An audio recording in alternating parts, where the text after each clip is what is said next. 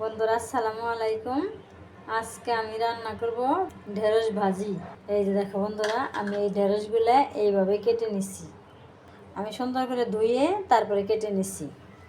এখন আমি ভাজি করব, তাহলে দেখতে থাকো প্রথম থেকে শেষ পর্যন্ত পুরো ভিডিওটা দেখে নিও। এখন তাহলে আমি ভাজিটা বসিয়ে দিই। আর বন্ধুরা, আমি এই ঢেঁড়সটা ভাজি করব খুবই কম সময়ে আর খুবই কম মশলা দিয়ে। আর বন্ধুরা, যে সবজিটা কাঁচা খাওয়া যায় সেই সবজিটা একটু শক্ত শক্ত রাখলেই ভালো হয়। বন্ধুরা, আমি চুলায় কড়াই বসিয়ে দিচ্ছি। এখন আমি তেল দিয়ে দিব। বন্ধুরা, এখন আমি পেঁয়াজ দিয়ে দিলাম, কাঁচামরিচ দিয়ে দিলাম। এখন আমি একটু নেড়ে চেড়ে নেব। এই যে বন্ধুরা, আমি একটু হালকা ভাজা ভাজা করে নিলাম।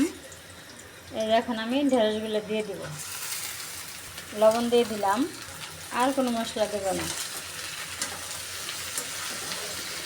বন্ধুরা, এখন একটু জাল বাড়িয়ে ভেজে নেব, কারণ এই যে ডিজেল ভাগটা আছে, এটা জাল বাড়িয়ে ভাজলে এই ডিজেল ভাগটা কেটে যাবে।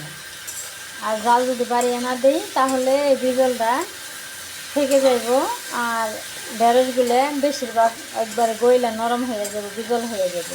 এই জন্যে আমি জাল বাড়িয়ে ভালো করে ভেজে নেব, তারপর আমি জাল পরে কমিয়ে দেবো। এই দেখুন, যে ডিজেলের মতো এই যে বিজলা বিজলা ভাবটা জাল বাড়িয়ে দিলে তাড়াতাড়ি বিজলা ভাবটা কমে যাবে।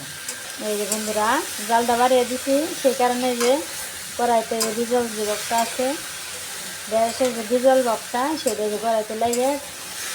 এই যে দেখো বন্ধুরা, কত সহজে খুব কম সময়ে ভাজি হয়ে গেল। এখন আমি নামিয়ে নিব। বন্ধুরা, আমার ঢেঁড়স ভাজি খুব সহজে ঢেঁড়স ভাজি হয়ে গেল। আমি খুবই কম সময়ে খুব সহজভাবে ঢেঁড়স ভাজি করে নিলাম। আমার ঢেঁড়স ভাজির রেসিপি কেমন হলো অবশ্যই কমেন্ট করবে, আর সবাই আমার পাশে থাকবে, সবাই আমাকে সাপোর্ট করবে। তাহলে আজকের ভিডিও এখানেই শেষ করলাম। আর সবাই ভালো থাকবে, সুস্থ থাকবে, সাবধানে থাকবে। আল্লাহ হাফেজ।